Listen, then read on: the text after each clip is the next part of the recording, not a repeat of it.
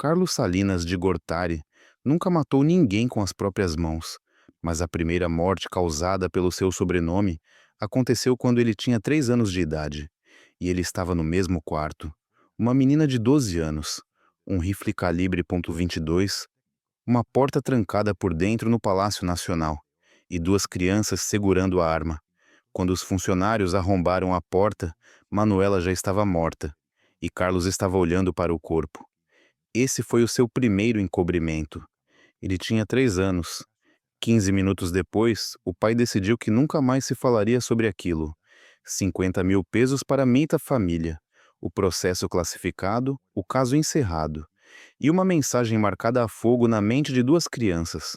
Na família Salinas, a verdade é enterrada. Os erros são escondidos e as pessoas são descartáveis. Para Raul, essa lição o transformaria no homem que um dia mandaria matar alguém. Para Carlos, essa mesma lição o transformaria no presidente do México. E escuta bem isso, porque não é boato, não é ficção, não é fofoca política. É uma gravação real, escondida durante anos, feita por um jornalista em 2010. A voz soa tensa, quebrada, vingativa. Carlos sabia de tudo. Cada movimento, cada conta, cada transferência. Eu não agia sozinho. Ele coordenava, eu executava. E quando tudo deu errado, ele cortou minhas mãos e me deixou sozinho. Isso não é um inimigo falando. É o irmão dele. O homem que carregou o lixo, os segredos, os favores, o dinheiro sujo. O homem que passou 10 anos na prisão enquanto Carlos dormia tranquilo. E agora vem a pior parte. A morte de Manuela não foi um acidente. A fraude eleitoral de 1988 não foi um erro técnico. O assassinato do cunhado não foi um caso isolado. E quando a Enedjades IVM caiu e um de seus filhos caiu junto, isso também não foi coincidência. Tudo faz parte da mesma maldição. Uma maldição que começa em um quarto cheio de sangue e se estende sobre 3 gerações inteiras. Hoje, eu vou te contar como um sobrenome construiu um poder ilimitado e destruiu completamente os filhos que o herdaram. Porque esta não é a história de um presidente, é a história de um pai que sacrificou a própria família para manter o seu reino. E o mais perturbador é isto: até hoje, nenhum de seus filhos quer carregar esse sobrenome, mas nenhum consegue escapar dele. Mas existe um dossiê, apenas 3 páginas datilografadas, arquivadas nos porões da Procuradoria. Em 1995, durante as investigações contra Raul Salinas, um funcionário chamado Roberto Hernandes encontrou esse dossiê por acaso. Hernandes fez cópias, guardou em casa e, quando tentou entregá-las a jornalistas, recebeu a visita de 2 homens que lhe disseram literalmente: essas páginas não existem, e se você insistir que elas existem, você também não vai existir. Hernandes destruiu as cópias, pediu demissão da procuradoria, mudou-se para os Estados Unidos. Mas antes de ir embora, contou ao irmão o que havia lido nessas 3 páginas. O dossiê dizia que o ferimento de bala em Manuela era incompatível com um disparo acidental. O ângulo indicava que o rifle havia sido apontado de forma deliberada. E havia depoimentos de 2 funcionários do palácio que afirmavam ter ouvido Manuela gritar minutos antes do disparo. Gritos que diziam: "Não, por favor, não."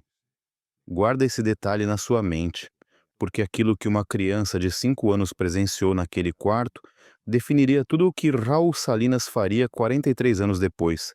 Mas antes, você precisa entender quem era o pai, porque tudo o que vem a seguir, toda a corrupção, toda a traição, toda a dor, começa com a forma como Carlos Salinas Lozano educou seus filhos. Carlos Salinas Lozano não era um político comum. Era um economista formado em Harvard, com conexões internacionais que o tornaram indispensável ao PRI. Um homem brilhante que entendeu que, no México dos anos 1950, o poder não era conquistado com ideais, era conquistado com lealdade absoluta ao sistema e eliminação eficiente de obstáculos. A morte de Manuela foi apenas o primeiro obstáculo eliminado. Depois de 1951, sua carreira subiu sem resistência. Senador, subsecretário de Indústria e Comércio, diretor de múltiplas empresas estatais. cada cargo mais poderoso que o anterior. E enquanto subia, ensinava aos filhos exatamente como aplicar essa filosofia. As regras eram claras. Regra número 1: o sobrenome é mais importante do que o indivíduo. Fracassar como Salinas é imperdoável, porque mancha todos. Regra número 2: o poder justifica qualquer método. Moral e ética são conceitos para quem não tem coragem de fazer o que é necessário. Regra número 3: a lealdade ao poder supera a lealdade ao sangue. Se alguém da família se torna uma fraqueza, é eliminado da equação. Essas regras não eram ensinadas com palavras, eram ensinadas com frieza, com silêncio, com ausência total de afeto. Existe um testemunho de Margarita de Gortari, esposa de Carlos Salinas Lozano. Ela deu esse relato em 1989 a uma prima distante durante um jantar de família. Anos depois, a prima se lembrou disso em uma entrevista ao jornal Processo. Margarita disse: Carlos nunca abraçou nossos filhos, nunca. Quando Raul teve catapora aos 7 anos e chorava de dor, Carlos entrou no quarto e disse: os Salinas não choram, controle-se. Raul parou de chorar, mas algo se quebrou nos olhos dele naquele dia. E aqui está a pergunta que define toda essa história. O que acontece na mente de uma criança que aprende que a dor deve ser escondida, que a vulnerabilidade é vergonha, que o amor do pai é condicionado ao desempenho? A resposta está no que Raul e Carlos se tornaram. Carlos Salinas de Gortari nasceu para ser presidente.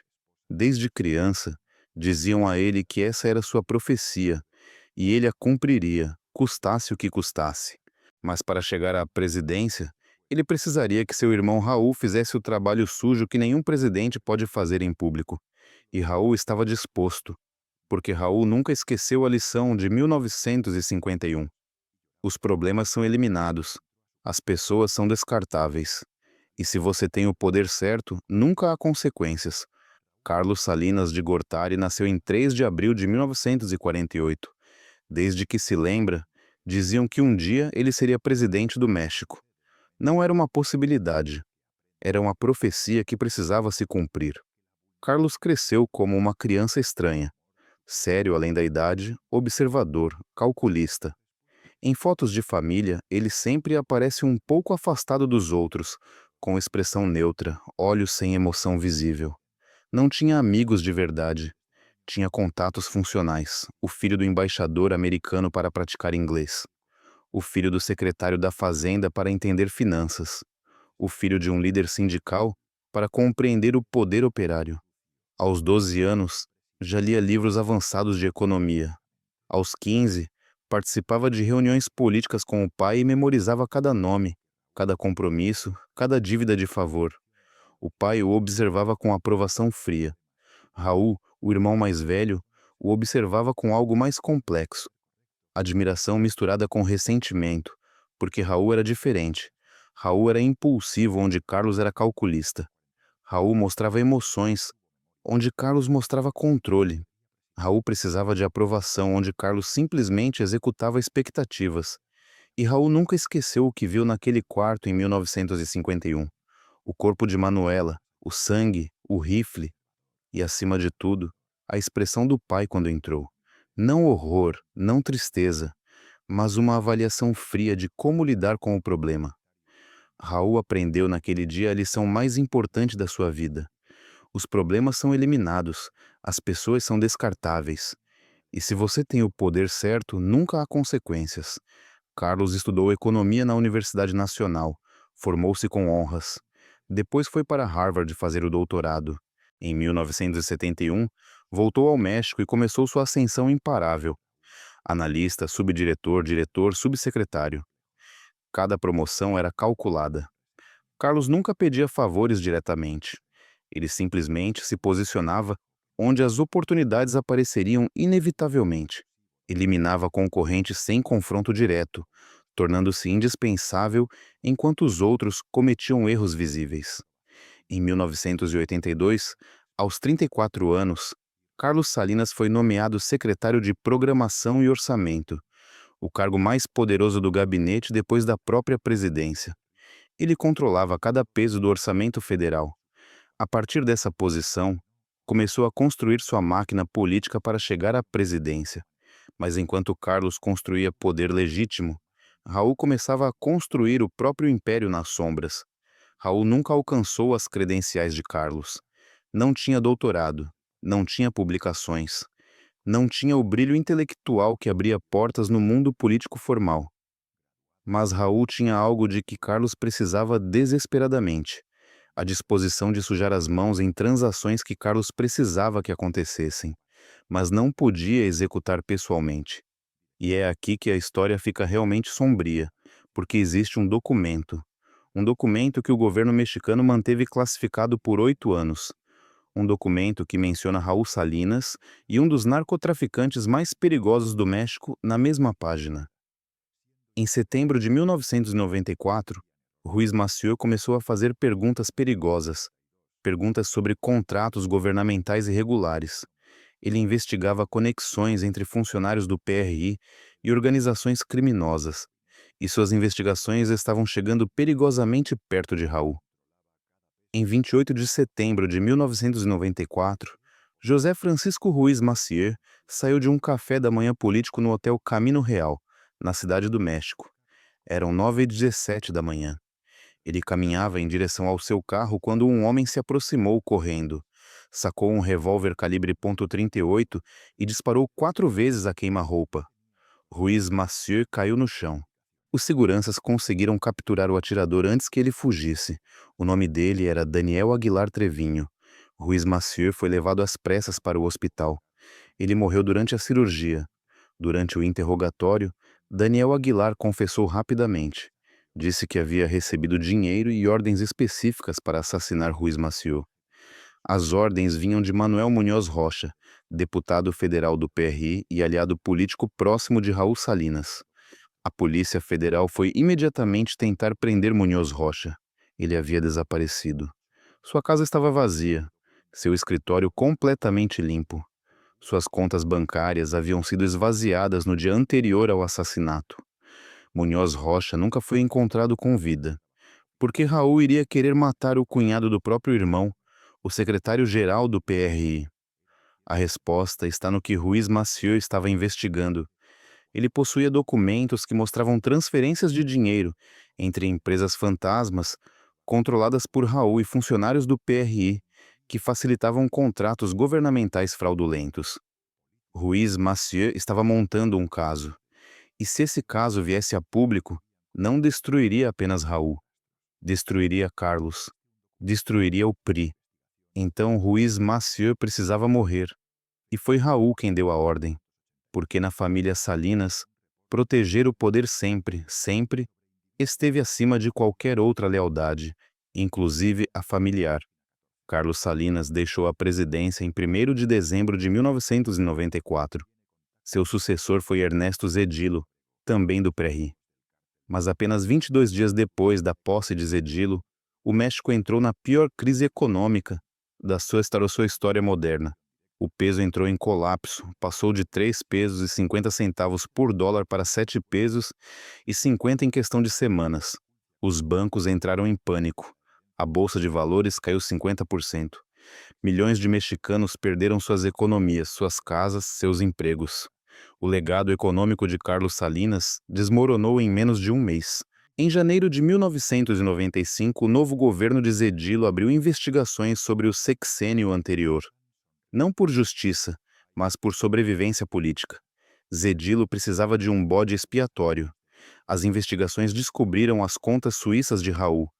Descobriram transferências de dezenas de milhões de dólares. Descobriram a rede de empresas fantasmas. E descobriram a conexão com o assassinato de Ruiz Massieu. Em 28 de fevereiro de 1995, agentes da Procuradoria-Geral da República prenderam Raul Salinas em sua casa, na Cidade do México. A acusação formal: autor intelectual do assassinato de José Francisco Ruiz Massieu. Carlos Salinas estava em casa quando recebeu a notícia. Segundo funcionários presentes naquela manhã, Carlos desligou o telefone, ficou em silêncio por 30 segundos e então disse apenas uma frase. Era inevitável. Ele não ligou para Raul. Não chamou advogados imediatamente. Não fez nenhuma declaração pública defendendo o irmão, porque Carlos Salinas sabia algo que Raul estava prestes a aprender da forma mais brutal possível. No jogo do poder mexicano, ninguém é indispensável. E quando você cai, cai sozinho. A prisão de Raul desencadeou um frenesi midiático. Jornalistas descobriram que Raul possuía 14 contas bancárias na Suíça sob nomes falsos. Descobriram que ele havia transferido mais de 120 milhões de dólares para essas contas entre 1992 e 1994. As autoridades suíças congelaram as contas e encontraram algo extraordinário: registros detalhados de cada transferência, cada depósito, cada movimentação. Um desses documentos era particularmente devastador. Era um memorando interno do Banco Credit Suisse, datado de outubro de 1993. O memorando registrava uma conversa entre Raul Salinas e seu banqueiro, Antônio Quiraldi. Segundo o documento, Quiraldi questionou Raul sobre a origem dos recursos, já que os valores eram tão altos que acionavam protocolos de diligência reforçada. A resposta de Raul, citada literalmente no memorando, foi a seguinte: esse dinheiro vem de serviços de proteção política prestados a organizações que operam no comércio transfronteiriço. Minha posição familiar me permite oferecer garantias que outros não podem oferecer. Comércio transfronteiriço era o eufemismo bancário para narcotráfico. Esse memorando foi descoberto por investigadores suíços em 1996. Ele foi compartilhado com as autoridades mexicanas, mas nunca foi oficialmente aceito como prova no julgamento de Raul, porque a cadeia de custódia não atendia aos padrões legais mexicanos. Enquanto Raul enfrentava acusações criminais, Carlos tentava controlar o desastre político. Em 10 de março de 1995, Carlos Salinas iniciou uma greve de fome na casa de um amigo em Monterrey. Convocou a imprensa. Declarou que era vítima de uma perseguição política orquestrada por Zedillo. Foi um espetáculo patético. Um ex-presidente reduzido a um teatro desesperado. Não funcionou. A greve de fome durou 4 dias. Em 14 de março, Carlos a encerrou, humilhado e derrotado. 2 dias depois, embarcou em um voo para os Estados Unidos. Nunca mais voltaria a viver permanentemente no México. Carlos passou os 2 anos seguintes em exílio voluntário, primeiro nos Estados Unidos, depois no Canadá e, por fim, na Irlanda. Durante esse período, escreveu um livro de cerca de 100 páginas intitulado México, um passo difícil rumo à modernidade. O livro é um enorme exercício de autojustificação. Carlos se apresenta como um visionário incompreendido, um reformador corajoso, atacado por forças reacionárias. O livro menciona Raul exatamente 3 vezes. Em nenhuma dessas menções, Carlos afirma acreditar na inocência do irmão. Nenhuma palavra de apoio, nenhuma frase em sua defesa, nem mesmo a decência mínima de manter lealdade familiar em público, porque Carlos já havia feito seu cálculo. Raul era um peso. Defender Raul significaria afundar junto com ele. Raul passou 10 anos em uma prisão de segurança máxima. Foi finalmente absolvido do assassinato de Ruiz Massieu em 2005, mas condenado por enriquecimento ilícito e lavagem de dinheiro. Saiu da prisão em 2008. Durante esses 10 anos, Carlos nunca o visitou na prisão, nenhuma única vez. Em 2008, quando Raul foi libertado, os irmãos se viram brevemente em um evento familiar privado. Segundo testemunhas, se cumprimentaram com um aperto de mão frio. Não houve abraço, não houve conversa significativa, mas existe uma gravação, a gravação de áudio que mencionei no início. 47 minutos em que Raul fala sobre o irmão. A gravação foi feita em 2010 pelo jornalista Jorge Fernandes Menendez durante uma entrevista para um livro que nunca foi publicado. Nessa gravação, Raul aprofunda o que havia confessado antes. Fala de como a dinâmica funcionava desde que eram crianças no Palácio Nacional, de como Carlos sempre foi o cérebro, enquanto ele era as mãos, e de como acabou sendo abandonado quando tudo desmoronou. Mais adiante na conversa, Raul diz algo ainda mais devastador. Sabe o que é o mais triste? É que eu teria feito a mesma coisa, porque foi assim que nos educaram. Na nossa família, o amor nunca foi incondicional. O amor era algo que você ganhava sendo útil. e quando deixava de ser útil, deixava de ser amado. Nós aprendemos essa lição no mesmo dia, em 1951. A única diferença é que eu a aprendi com sangue nas mãos, e ele aprendeu observando. Essa gravação explica tudo. Explica a dinâmica de poder entre os irmãos. Explica por que Carlos nunca interveio. Explica por que Raul operava com total impunidade. Explica como duas crianças que presenciaram uma morte violenta e um encobrimento se tornaram adultos capazes de trair qualquer princípio pelo poder. Mas a maldição dos Salinas não terminou com Carlos e Raul. Ela passou para a geração seguinte. E em muitos sentidos foi ainda pior. Hoje, em 2025, Carlos Salinas de Gortari tem 77 anos. Ele vive entre o México e a Irlanda. Publica ocasionalmente artigos de opinião sobre economia, dá algumas palestras virtuais, nunca menciona o irmão Raul e raramente fala sobre os filhos. Em 2023, Carlos concedeu uma entrevista rara a The Economist. Perguntaram sobre o seu legado. Ele respondeu com estatísticas econômicas. Perguntaram sobre a sua família. Ele disse: "Minha família está bem, cada um encontrou o seu caminho." Não elaborou. Não deu detalhes, não demonstrou emoção, porque Carlos Salinas de Gortari, aos 77 anos, continua sendo exatamente o que sempre foi, um homem brilhante, ambicioso e emocionalmente incapaz de se conectar com os seres humanos que deveria amar. Raul Salinas de Gortari tem 79 anos. Vive na cidade do México, em uma casa modesta, evita a mídia. Não tem perfil público. Sua ex-esposa se divorciou dele em 2007. Seus filhos adultos mudaram legalmente de sobrenome para eliminar Salinas. Não mantém contato regular com ele. Os irmãos Salinas não se falam. Não se veem pessoalmente desde 2010, no funeral da mãe. Quando coincidiram nesse evento, cumprimentaram-se com um aperto de mão frio e permaneceram em lados opostos da igreja. Não há reconciliação possível, porque para se reconciliar, seria necessário admitir erros, mostrar vulnerabilidade, reconhecer a dor. E os Salinas foram educados para nunca fazer nenhuma dessas coisas. Emiliano Salinas tem 52 anos, continua vivendo no México e dirige uma empresa de consultoria em liderança ética. A ironia não passa despercebida. Sobreviventes da NXIVM o mencionam com frequência nas redes sociais como alguém que nunca prestou contas de forma completa. Seu nome é tóxico em círculos progressistas. Os outros filhos Salinas Ocelli vivem dispersos geográfica e emocionalmente. Reúnem-se talvez uma vez a cada 2 anos, em eventos familiares obrigatórios. Quando se encontram, a tensão é palpável. Conversas superficiais.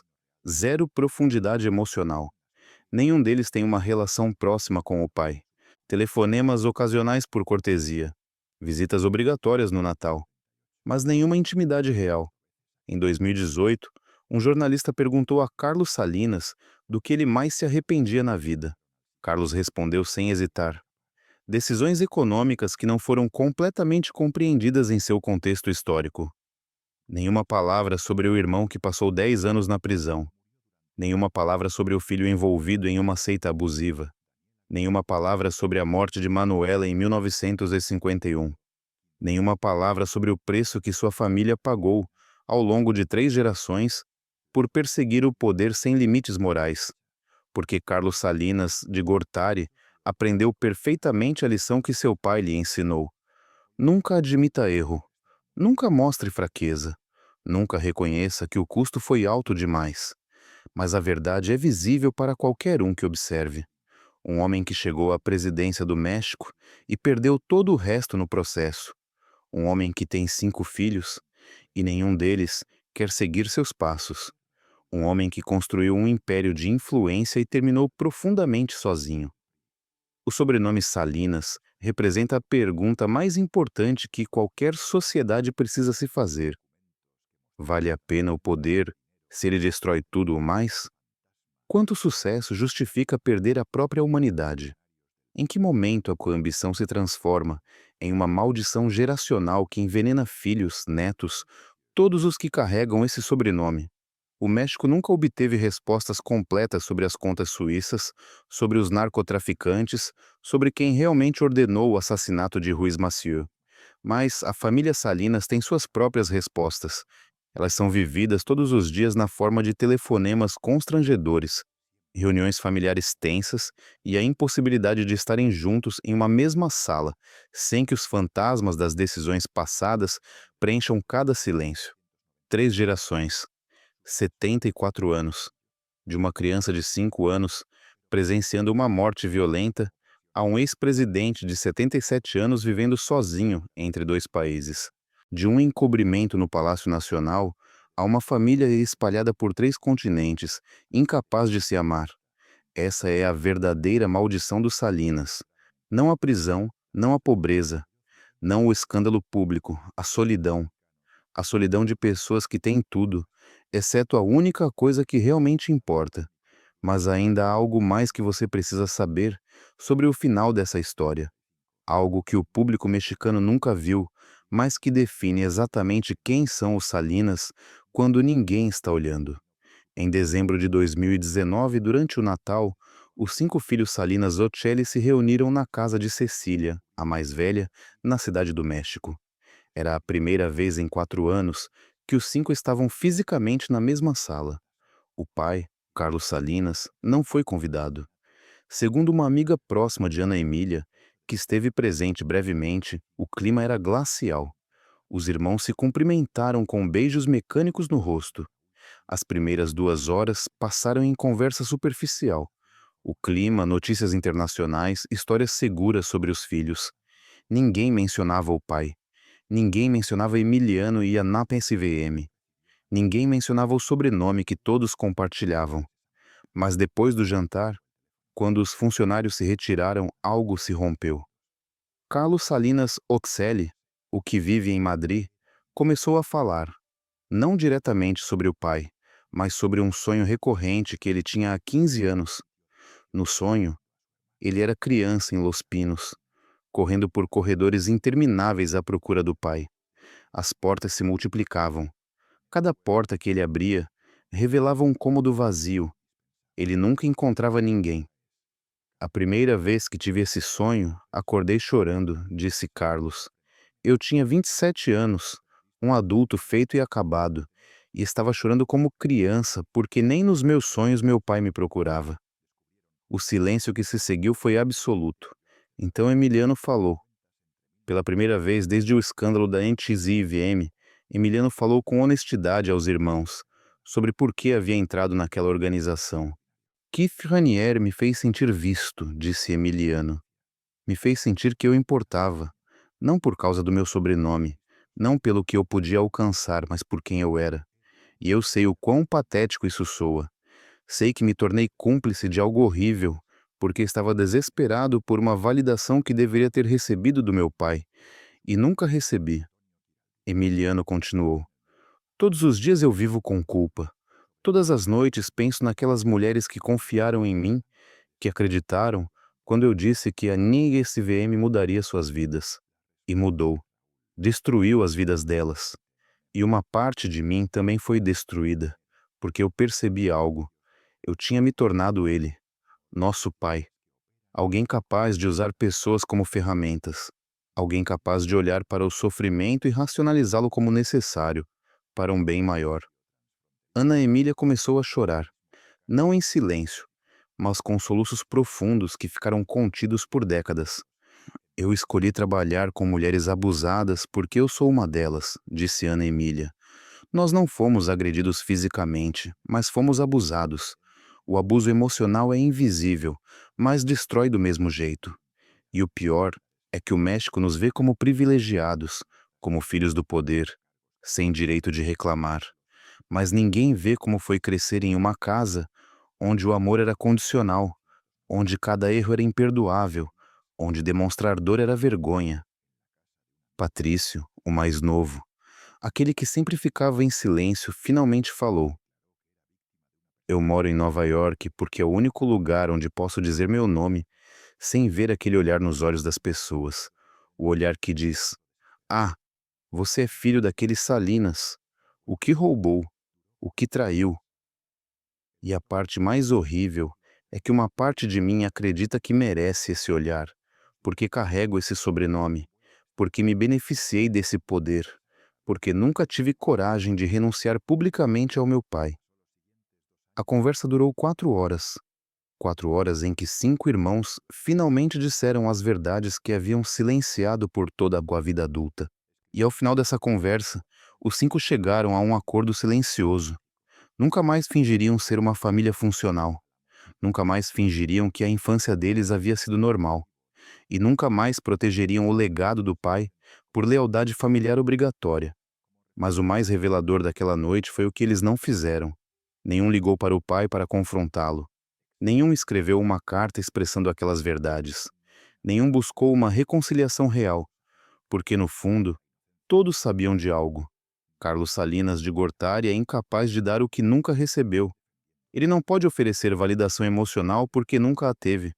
Não pode pedir perdão porque foi educado para nunca admitir erro. Não pode amar de forma incondicional porque o próprio pai lhe ensinou que o amor sempre tem um preço.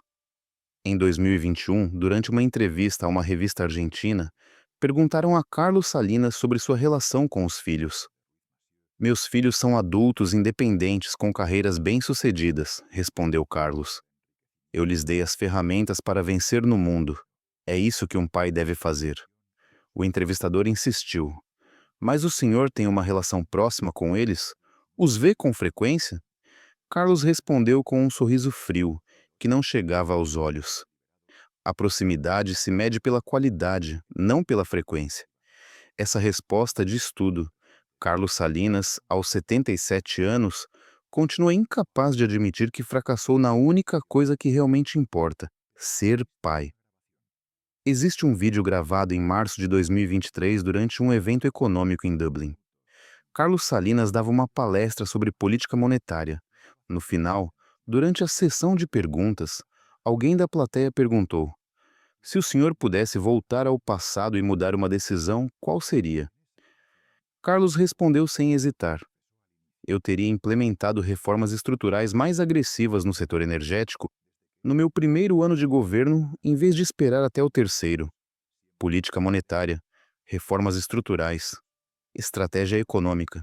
Nenhuma palavra sobre Raul. Nenhuma palavra sobre Manuela. Nenhuma palavra sobre os filhos. Nenhuma palavra sobre o custo humano de 74 anos de ambição sem limites. Raul Salinas vive de forma diferente. Não melhor, mas diferente. Em 2022, ele foi visto em um mercado público da Cidade do México comprando verduras. Um fotógrafo o reconheceu e tirou uma foto discreta. Na imagem, Raul aparece curvado, com os cabelos completamente brancos, usando roupas simples. Parece 20 anos mais velho do que realmente é. Um jornalista se aproximou rapidamente e perguntou se ele tinha algo a dizer depois de tantos anos. Raul respondeu: eu paguei meu preço. 10 anos de prisão, minha família destruída, meu nome transformado em sinônimo de corrupção. O que mais vocês querem? Sangue? Depois acrescentou algo que o jornalista se lembra exatamente. Meu irmão dormiu tranquilo todos esses anos, enquanto eu estava na prisão. Isso é tudo o que você precisa saber sobre quem Carlos realmente é. Em 2024, uma sobrinha neta de Manuela, a menina que morreu em 1951, entrou em contato com um jornalista investigativo. O nome dela é Patrícia Gomes. Ela tem 45 anos. É professora do ensino fundamental em Puebla. Patrícia nunca conheceu Manuela, mas cresceu ouvindo a história da tia-avó, que trabalhava para uma família poderosa e morreu em circunstâncias estranhas. Minha avó, irmã de Manuela, nunca falou diretamente sobre o que aconteceu, disse Patrícia. Mas nos últimos dias dela, em 2018, delirando por causa dos medicamentos, repetia a mesma frase sem parar. As crianças sabiam. As crianças sabiam o que estavam fazendo. Não foi acidente. Patrícia possui uma fotografia de Manuela, uma menina de rosto doce com tranças escuras, sorrindo timidamente para a câmera. A foto foi tirada 2 meses antes da morte. Essa menina tinha 12 anos e toda uma vida pela frente, disse Patrícia. E morreu pelas mãos de crianças de uma família tão poderosa que sua morte virou nota de rodapé. Nem um túmulo digno, nem justiça, só dinheiro sujo e ameaças até que minha família desaparecesse. Patrícia tentou obter acesso ao dossiê oficial do caso. Todos os pedidos foram negados. O dossiê está classificado por tempo indeterminado por razões de segurança nacional. Segurança nacional para um incidente de 1951. A resposta é óbvia. Mesmo agora, 74 anos depois, o sistema ainda protege os Salinas, porque admitir a verdade sobre Manuela seria admitir que o México permitiu que uma família construísse poder sobre o corpo de uma menina de 12 anos, sem nunca prestar contas. Hoje, quando você busca o sobrenome Salinas no Google, aparecem milhões de resultados, artigos econômicos, análises políticas, debates sobre o NAFTA, investigações sobre corrupção. Mas quase ninguém menciona Manuela. Quase ninguém fala dos 5 filhos Salinas Ocelli, que cresceram sem um pai emocionalmente presente. Quase ninguém conecta os pontos entre uma criança de 5 anos, presenciando violência, e um homem de 50 anos, ordenando assassinatos, porque é mais fácil falar de economia do que de trauma geracional. Mais fácil analisar política do que se perguntar o que acontece quando você educa crianças para conquistar, mas não para sentir. A verdadeira maldição dos Salinas não é a prisão de Raul, não é o exílio de Carlos, não é o escândalo de Emiliano.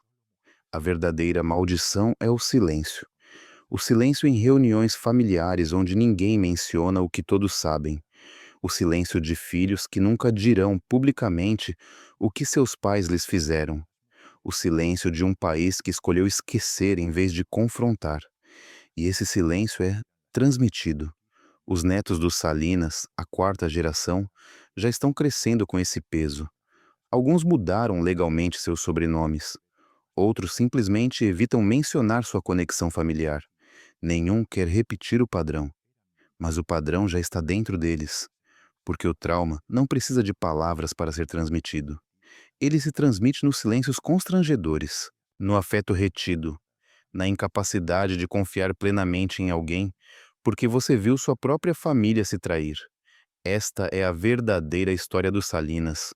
Não apenas corrupção e poder, mas a pergunta que todos precisamos nos fazer: quanto estamos dispostos a sacrificar para alcançar nossas ambições? Em que momento o sucesso deixa de valer a pena? Quando percebemos que chegamos ao topo, mas destruímos tudo o que importava no caminho. Carlos Salinas, de Gortari, chegou ao topo. Foi presidente do México. Negociou tratados internacionais. Seu nome está nos livros de história, mas ele está sozinho, profundamente, irremediavelmente sozinho.